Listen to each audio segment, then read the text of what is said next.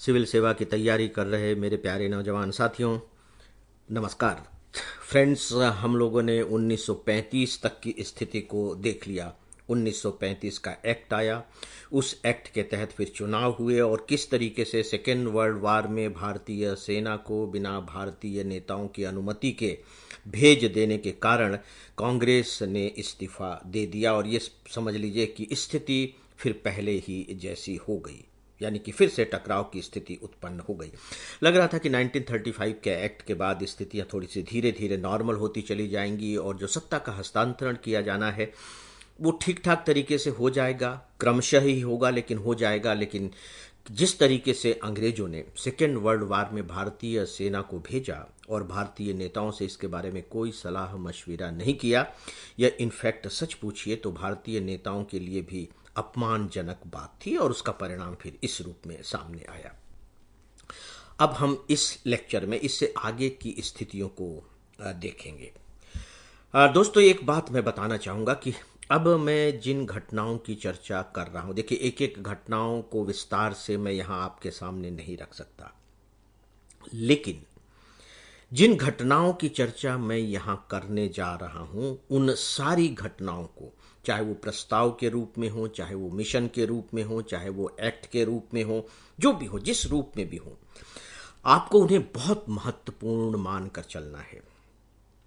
और महत्वपूर्ण मानकर चलने से पहले आपको अपनी आंख में अब तक जिस चश्मे को लगा करके आप इन सब घटनाओं को देख रहे थे, अब उस चश्मे को भी थोड़ा सा बदलना है।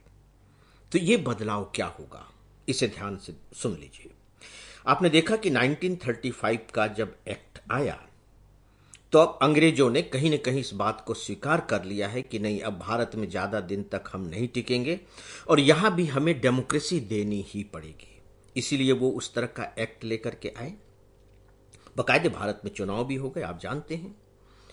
अनफॉर्चुनेटली यह स्थिति नहीं आगे बढ़ सकी। काश कि ऐसा हुआ होता तो सत्ता का हस्तांतरण बहुत आसानी से हो जाता, क्योंकि इसके बाद भी 2-3 बड़े आंदोलन भारत को करने पड़े, जिसमें आप जानते हैं कि गांधी जी का व्यक्तिगत सत्याग्रह का आंदोलन रहा है। 1942 का भारत छोड़ो आंदोलन तो बहुत बड़ा आंदोलन रहा है।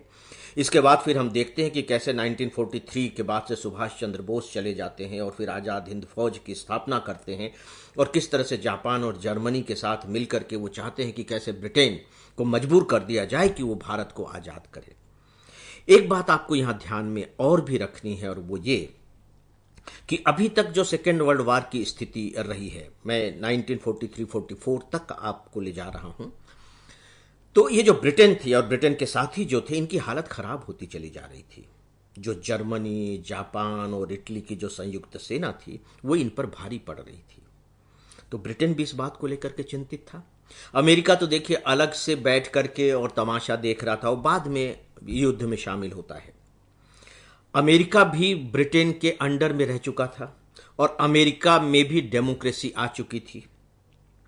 तो अमेरिका का लगातार दबाव ब्रिटेन पर इस बात के लिए पड़ रहा था कि भैया आप जो है बाकायदे भारतीयों से समझौता कीजिए, भारतीयों का समर्थन लीजिए, खासकर इस युद्ध के लिए, और साथ ही साथ अब जल्दी से जल्दी भारतीयों को आजाद करने के रास्ते पर आगे बढ़िए।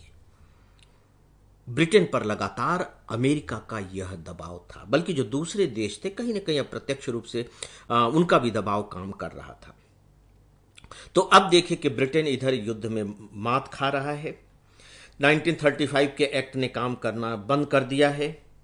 अमेरिका का दबाव लगातार ब्रिटेन पर बना हुआ है और भारतीय नेताओं ने फिर से संघर्ष छेड़ दिया और उसमें भी 1942 का भारत छोड़ो आंदोलन जैसा आंदोलन। तब ब्रिटेन के लिए इन सब से निपटना कोई आसान काम नहीं था, क्योंकि उधर वो युद्ध में उलझा हुआ है और इधर भारत छोड़ो आंदोलन हो रहा है। और फिर उधर सुभाष चंद्र बोस ने जब खासकर जापान, जर्मनी, इटली वगैरह से हाथ मिलाया, इटली तो खैर उस सीधे तस्वीर में नहीं है, लेकिन जर्मनी और जापान तो हैं, तो ब्रिटेन और चिंतित हो उठा, क्योंकि जो ब्रिटेन है वो किन के खिलाफ लड़ाई लड़ रहा था? जापान, जर्मनी, इटली के खिलाफ। और भारत के एक नेता सुभाष चंद्र बोस, जो अपने समय के बड़े पॉपुलर लीडर रहे हैं, वो अगर उनसे मिलते हैं तो कहीं ना कहीं ब्रिटेन के दिमाग में खौफ तो है ना। तो ये सिचुएशन है, ये सिचुएशन अब आपको दिमाग में रखनी होगी। और जैसा कि मैं शुरू में बता चुका हूं कि 1935 के एक्ट ने यह प्रूफ कर दिया था कि अब यहां डेमोक्रेसी आने वाली है और अंग्रेज अब ज्यादा दिन तक यहां बने नहीं रह सकेंगे, और अगर बने रह भी गए, थोड़ा लंबा खींच भी लिया, तो अधिकार तो अब उनके पास उतने नहीं रहेंगे। इस प्रकाश में हमें आगे की घटनाओं को समझना होगा और बहुत ही ध्यान से समझना होगा, क्योंकि अब जो घटनाएं घटित हो रही हैं वो बहुत तेजी के साथ घटित हो रही हैं। 1 साल, 2 साल, 3 साल में एक बड़ी घटना हो रही है, एक बड़ा प्रस्ताव आ रहा है, एक बड़ा मिशन आ रहा है, एक बड़ी बैठक हो रही है, सम्मेलन हो रहा है। अब घटनाएं तेज हो गई हैं, उनकी जो स्पीड है वो बढ़ चुकी है। और देखिए, होता ही है, जब आग बुझने को होती है, यानी कि खत्म होने को होती है, तो क्या ज्यादा लपलपाती है ना। तो यहां भी हमें वही बात दिखाई दे रही है। तो दोस्तों, 1939 तक आप देख चुके हैं, और अब हुआ ये कि बार बार लगातार दबाव पड़ रहा था, खासकर जो हमारे उस समय वायसराय थे, 1940 की बात मैं बता रहा हूं, लिन लिथगो, उन पर यह दबाव पड़ रहा था कि भैया ये जो सेकेंड वर्ल्ड वार है, इसमें आप भारतीयों का सहयोग लीजिए, अदरवाइज हम इस वर्ल्ड वार को कैसे जीत पाएंगे। तो वायसराय ने फिर उस समय एक घोषणा की 1940 में, जिसे अगस्त प्रस्ताव के नाम से जाना जाता है। अगस्त प्रपोजल, प्रस्ताव, अगस्त प्रस्ताव। अब आप देखिए कि इस प्रस्ताव में क्या कहा जा रहा है। अगर डायरेक्शन की मैं बात पूछूं तो आप सीधे कहेंगे कि हां, भारत को आजाद करने का ही डायरेक्शन होगा, डेमोक्रेसी को और ज्यादा विस्तार देने का डायरेक्शन होगा, यही दिशा तो यही होगी। और बिल्कुल आप सही हैं, बस आप दिशा को ध्यान में रखिए, उस समय की जो थोड़ी बहुत परिस्थितियां हैं उन्हें आप दिमाग में लेकर के चलिए। फिर प्री में या मेंस में कोई भी क्वेश्चन अगर पूछा जाएगा तो मैं आपको विश्वास दिलाता हूं कि आप लिखने की स्थिति में कम से कम अपने आप को पालेंगे। ऐसा नहीं होगा कि यार इसमें तो कुछ सूझ ही नहीं रहा है। और मेरी कोशिश केवल अपने इन लेक्चर्स के जरिए आपको इसी के लिए सक्षम बनाना है। तो देखिए, घोषणा की गई अगस्त प्रस्ताव में कि हम भारत को डोमिनियन स्टेट्स का दर्जा दे देंगे। डोमिनियन स्टेट्स, चलिए, आप पूरी तरह से स्वतंत्रता देने के पक्ष में नहीं है, लेकिन डोमिनियन स्टेट्स देने का वायदा तो आपने किया, और जो आप वायदा कर देंगे उससे आप पीछे तो नहीं हटेंगे। कुछ समय के बाद तो नहीं कहेंगे कि नहीं नहीं, हम डोमिनियन स्टेट भी नहीं देंगे।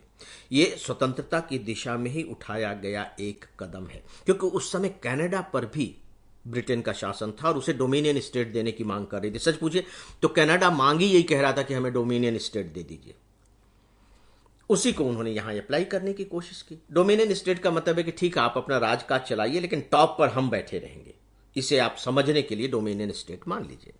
लेकिन भारत तो ये मानने से रहा, क्योंकि जो लाहौर अधिवेशन था 1929 का, उसे याद करने की कोशिश कीजिए। उसमें तो आप मांग चुके हैं ना पूर्ण स्वराज्य, कोई आधा अधूरा नहीं। तो ये जो डोमिनियन स्टेट है, बेसिकली आप यूं कह लीजिए कि आधा अधूरा स्वराज्य है। लेकिन आपने कम से कम एक घोषणा कर दी। फिर यह कहा गया कि युद्ध की जो सलाहकारी परिषद है, सलाह देने वाली जो काउंसिल है, उसमें भारतीयों को शामिल किया जाएगा। करना ही था, क्योंकि भारतीयों के परमिशन के बिना ही आपने सेना भेज दी थी, और उसी के कारण ये सारा प्रॉब्लम हो, और उसी के कारण ये सारी प्रॉब्लम हुई थी। तो अब यह हुआ कि इस परिषद में भारतीयों को शामिल किया जाएगा। याद रखिए, युद्ध की सलाहकार परिषद की बात मैं कर रहा हूं। हाँ, लेकिन वायसराय की जो एग्जीक्यूटिव काउंसिल है, उसमें भी भारतीयों की संख्या बढ़ाई जाएगी। जब मैं कह रहा हूं वायसराय की जो कार्यकारिणी परिषद है, तो उसका मतलब भी क्या हुआ? डेमोक्रेसी, यानी कि जो वायसराय के जो अधिकार हैं वो धीरे धीरे कम हो जाएंगे। और एक जो बहुत महत्वपूर्ण बात थी वो ये थी कि अगस्त प्रस्ताव में ये घोषणा की गई कि युद्ध के बाद बाकायदे संविधान सभा का गठन किया जाएगा और अपना संविधान भारत खुद बनाएगा। ये बात कही गई। लेकिन इस अगस्त प्रस्ताव को किसी ने स्वीकार नहीं किया। क्यों नहीं किया दोस्तों, इस पर मैं अभी नहीं जा रहा हूं, क्योंकि अगर मैं इस पर जाने लगा तो फिर वो केवल अगस्त प्रस्ताव पर यह लेक्चर हो जाएगा। फिर जिस पर्पस को लेकर के हम लोग चल रहे हैं वह सर्व नहीं हो पाएगा। अगस्त प्रस्ताव को अस्वीकार कर दिया गया। फिर गांधी जी ने व्यक्तिगत सत्याग्रह शुरू किया 1940-41 के बीच में। व्यक्तिगत सत्याग्रह का मतलब यही है कि एक एक व्यक्ति सत्याग्रह करेगा, उसे आप देख लेंगे। फिर 1942 का क्रिप्स मिशन आता है। उस समय जो ब्रिटेन के प्रधानमंत्री थे चर्चिल थे, वो थोड़े से हार्ड हेडेड किस्म के आदमी थे। वो भारत को बहुत ज़्यादा पसंद नहीं करते थे और ये तो स्वीकार ही नहीं कर सकते थे कि किसी देश को ब्रिटेन से आज़ाद कर दिया जाए। लेकिन उन्होंने एक अच्छा काम ये किया कि ब्रिटिश संसद के एक सदस्य थे और वो लेबर लीडर भी थे, सर स्टेफर्ड क्रिप्स। उनके लीडरशिप में, उनके नेतृत्व में 1942 में एक मिशन भारत भेजा गया, क्योंकि ब्रिटेन पर, जैसा कि मैंने कहा, कि लगातार ये दबाव बढ़ रहा था कि आप भारतीयों का समर्थन प्राप्त कीजिए कीजिए। 1942 तक पहुंचते पहुंचते ब्रिटेन की हालत थोड़ी सी खराब भी होने लगी थी। तो मिशन को कुछ उद्देश्य देकर के भेजे गए। दोस्तों, वो उद्देश्य आप देख लेंगे। हालांकि ये सारे के सारे जो उद्देश्य थे वो बिल्कुल रिजेक्ट कर दिए गए। कांग्रेस ने भी रिजेक्ट किए और उसके पैरेलल जो दूसरी पार्टी चल रही थी, मुस्लिम लीग, उन्होंने भी रिजेक्ट कर दिया, क्योंकि इसमें कोई बहुत चीजें स्पष्ट रूप से नहीं की गई थी। सब मामला जो है गोल मोल किया गया था। तो इस पर भी मैं डिटेल में नहीं जा रहा हूं। अब मैं किसी पर भी डिटेल में नहीं जाऊंगा। मैं आपको केवल इंपॉर्टेंट माइल स्टोन्स बता रहा हूं, बस इन्हें आप ध्यान में रखें। जब क्रिप्स मिशन को रिजेक्ट कर दिया गया और निराश होकर के जो हमारे क्रिप्स महोदय थे वापस लौट गए, तो उनके जाने के बाद फिर भारत छोड़ो आंदोलन छेड़ा गया, क्विट इंडिया मूवमेंट 1942 में, कि भैया अब बहुत हो चुका, अब भारत छोड़ करके आप जाइए। ये बहुत इंपॉर्टेंट मूवमेंट है, आपको इसकी अच्छी तैयारी कर लेनी चाहिए। दोस्तों, जब भारत छोड़ो आंदोलन सफल रहा और अंग्रेज थोड़े से परेशान हुए और लगभग सेकेंड वर्ल्ड वार भी खत्म होने को था, 1945 की बात मैं कर रहा हूं, तो फिर वेवेल योजना हमारे सामने आई। वेवेल, उस समय हमारे जो वायसराय थे वो लॉर्ड वेवेल थे। उन्होंने शिमला में एक सम्मेलन बुलाया, इसलिए इस वेवेल योजना को शिमला सम्मेलन भी कहा जाता है। लेकिन खासकर यह वेवेल योजना भी सफल नहीं हो पाई। 1945 की बात है। फिर आज़ाद हिंद फौज, इस बीच में मैंने आपसे चर्चा की कि पैरेलल अंग्रेजों के खिलाफ लगा हुआ था और 1945 के आसपास 1946 में 9 सैनिकों का विद्रोह हुआ और इस 9 सैनिकों के विद्रोह ने अंग्रेजों को अंदर से हिलाकर रख दिया। ये फरवरी की बात है। अंग्रेजों को लगा कि अगर सेना ही विद्रोह कर रही है तो हम किसके दम पर यहाँ टिके रह सकेंगे।